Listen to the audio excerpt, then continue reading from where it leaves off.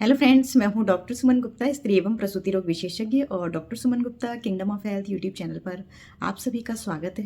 कल मेरे पास एक पेशेंट आई जिनके पास अल्ट्रासाउंड की रिपोर्ट थी और 8 महीने की प्रेगनेंसी थी और उन्होंने मेरे से पूछा कि मेरे अल्ट्रासाउंड रिपोर्ट में बच्चे की गले के अराउंड अम्बिलिकल कॉर्ड के लूप्स हैं और डॉक्टर ने मुझे सिजेरियन सेक्शन के लिए बोला है।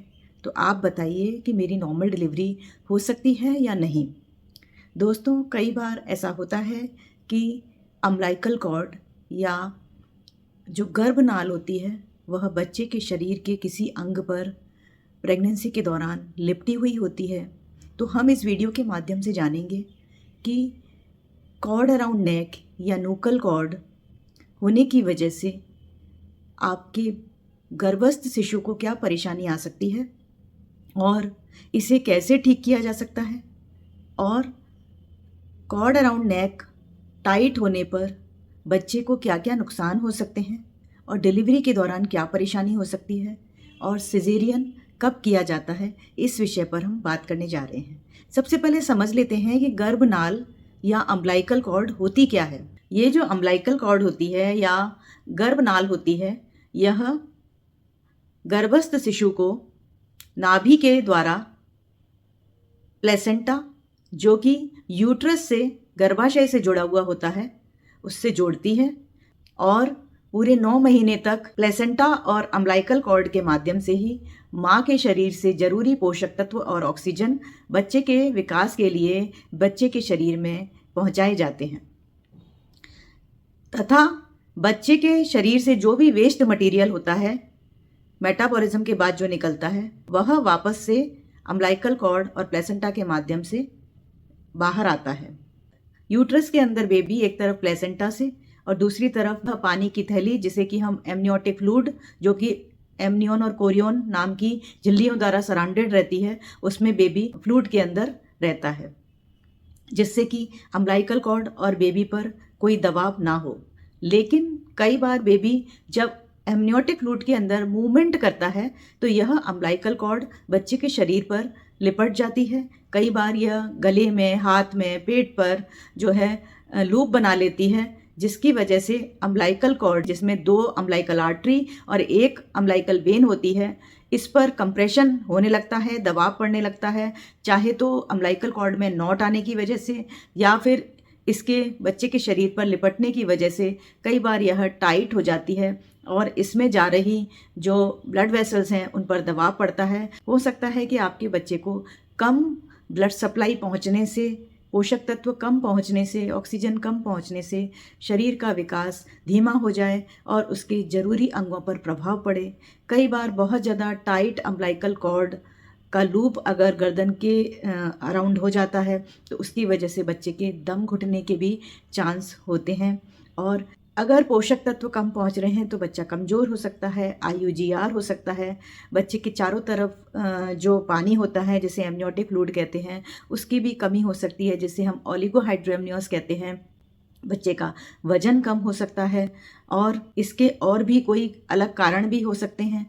इसलिए यह पता करना ज़रूरी होता है कि इस तरह की जो सिचुएशन क्रिएट हो रही है उसका कारण क्या है। बच्चे की कई बार दम घुटने से या फिर हाइपोक्सिया की वजह से डेथ भी हो जाती है, तो उसे हम इंट्रायूट्राइन डेथ कहते हैं। आमतौर पर डिलीवरी के दौरान बच्चे के गले में नाल का अंटा देखा जाता है, जो कि यूजुअली लूज़ होता है, जिसकी वजह से बच्चे को कोई परेशानी नहीं होती है। ज़्यादातर केसेस में जो बच्चे के शरीर पर नाल लिपटी हुई होती है वह बहुत ही लंबी और लूज़ होती है, जिसकी वजह से बच्चे को कोई नुकसान नहीं होता है। और कई बार बच्चा घूमने की वजह से यह जो लूप्स गले में या शरीर में बन जाते हैं गर्भनाल के, वह अपने आप खुल भी जाते हैं बच्चे के घूमने की वजह से। लेकिन कभी कभी ये लूप्स परमानेंट होते हैं बच्चे के गले के चारों तरफ। कई बार एक अंटा, कई बार 3-4 अंटे या कई बार 4-5 लूप्स भी बच्चे के गले में डिलीवरी के दौरान देखने को मिलते हैं। लेकिन अगर ये लूप्स टाइट हो जाएं तो बच्चे को नुकसान हो सकता है। तो आपको कैसे पता चलेगा कि ये बच्चे के गले में जो लूप है जिसकी वजह से बच्चे को नुकसान हो रहा है? सबसे पहले आपका जो फीटल मूवमेंट होता है वह कम होने लग जाता है। इसलिए हम डॉक्टर लोग आपको बताते हैं कि फीटल मूवमेंट काउंट जरूर करते रहें। 1 घंटे में कितनी बार बच्चा घूम रहा है और 12 घंटे में कितनी बार बच्चा घूम रहा है, वह आप कैलेंडर पर मार्क करते रहें। अगर बच्चा कम घूमता है तो आप डॉक्टर को दिखाने जाएं। जब आप हमारे पास आते हो तो हम आपका एग्जामिनेशन करते हैं और देखते हैं कि फीटल मूवमेंट्स हो रहे हैं कि नहीं हो रहे हैं। दूसरा, बच्चे की धड़कन सुनते हैं और महसूस करते हैं कि बच्चे की धड़कन फीटल मूवमेंट के साथ या कॉन्ट्रैक्शंस के साथ कम तो नहीं हो रही है। तीसरा, चेक करते हैं अगर आप लेबर में हैं, आपको दर्द आ रहे हैं, तो बच्चे का सिर नीचे आया है कि नहीं आया है। कई बार टाइट कॉर्ड अराउंड नेक होने की वजह से भी बच्चे की डिलीवरी होने में परेशानी होती है। हेड ऊपर होता है और हेड को नीचे आने में परेशानी होती है कॉर्ड की वजह से। साथ में कई बार दम घुटने की वजह से अगर लीकिंग हो गई है तो उसमें मेकोनियम स्टेन्ड लाइकर भी मिल सकता है बच्चे की हाइपोक्सिया होने की वजह से। कॉर्ड की वजह से प्रोलॉन्ग लेबर भी हो सकता है। अब कैसे पता चलता है कि यह जो बच्चे के गर्दन के चारों तरफ कॉर्ड के लूप्स हैं वह बच्चे के लिए नुकसानदेह हैं कि नहीं हैं, बच्चे को ऑक्सीजन भरपूर पहुंच रही है कि नहीं पहुंच रही है, और नॉर्मल डिलीवरी हो जाएगी कि नहीं हो जाएगी। इसके लिए हम रेगुलर इंटरवल पर कलर डॉपलर स्टडी करते हैं जिसमें अम्बिलिकल कॉर्ड का फ्लो देखा जाता है और मिडिल सेरेब्रल आर्टरी जो कि बेबी के हेड में होती है उसका फ्लो देखा जाता है। इसके अलावा डक्टस वेनोसस फ्लो देखा जाता है। और ये जो कलर डॉपलर स्टडी होती है फीटस की, उसके द्वारा हम पता लगाते हैं कि फीटल मूवमेंट के दौरान या नॉर्मल बेबी के अंदर या कॉन्ट्रैक्शंस के दौरान बेबी को कोई नुकसान तो नहीं पहुंचने वाला है और सभी अंगों में सुचारू रूप से ब्लड फ्लो होने की वजह से सही ऑक्सीजन और पोषक तत्व पहुंच रहे हैं कि नहीं पहुंच रहे हैं, और बेबी का वजन ठीक से बढ़ रहा है कि नहीं बढ़ रहा है।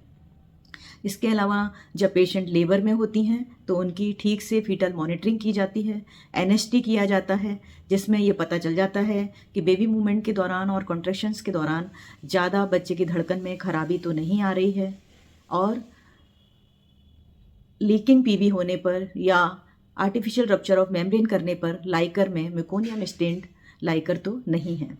इन 3-4 चीज़ों से हमें ये पता चल जाता है कि कॉर्ड की वजह से बच्चे को कोई नुकसान तो नहीं हो रहा है।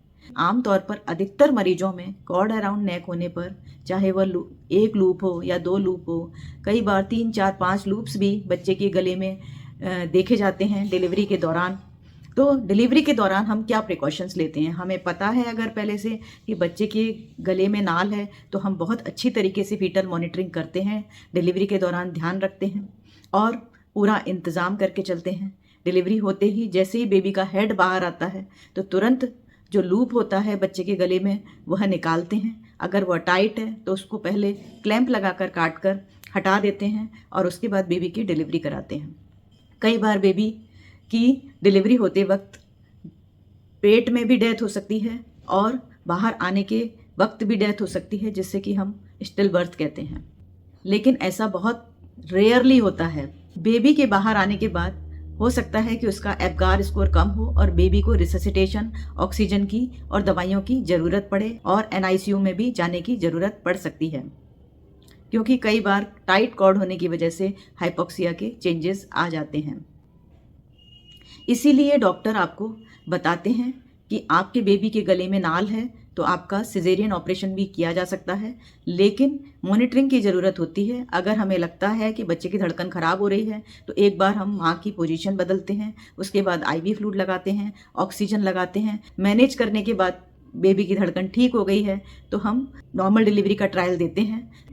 अगर ट्रीटमेंट करने के बाद भी बच्चे की धड़कन ठीक नहीं हो रही है तो हम सिजेरियन सेक्शन कराने के लिए सजेशन देते हैं। तो दोस्तों, अधिकतर केसेस में कॉर्ड अराउंड नेक होने पर सिजेरियन की ज़रूरत नहीं पड़ती है, लेकिन मॉनिटरिंग करने के बाद अगर बच्चे की धड़कन खराब हो रही है, tight loop of cord around neck है और कलर डॉपलर स्टडी में भी पता चल रहा है कि बच्चे के शरीर में जो ब्लड फ्लो है वह कम हो रहा है, तो हम आपको सिजेरियन की सलाह देते हैं। दोस्तों, कॉर्ड अराउंड नेक होने पर केवल क्लोज मॉनिटरिंग की ज़रूरत होती है। आप अपने घर पर डेली फीटल मूवमेंट काउंट करते रहें, देखते रहें कि आपका बच्चा ठीक से घूम रहा है, आपका वजन ठीक से बढ़ रहा है, और अल्ट्रासाउंड कराने पर बेबी का वजन ठीक है, बेबी की ग्रोथ अच्छी हो रही है और foetal heart sound foetal heart beat normal है, रेगुलर आ रही है।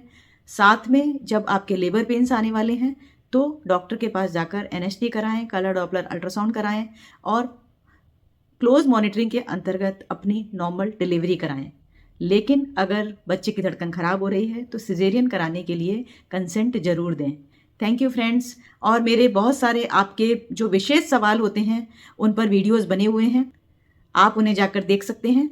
और दोस्तों, हमसे हमारे चैनल के माध्यम से सवाल पूछते रहिए और हम आपको आपके सवालों का बिल्कुल सही और सटीक जवाब देते हैं, जिससे आपको मदद मिलती होगी। Thank you friends.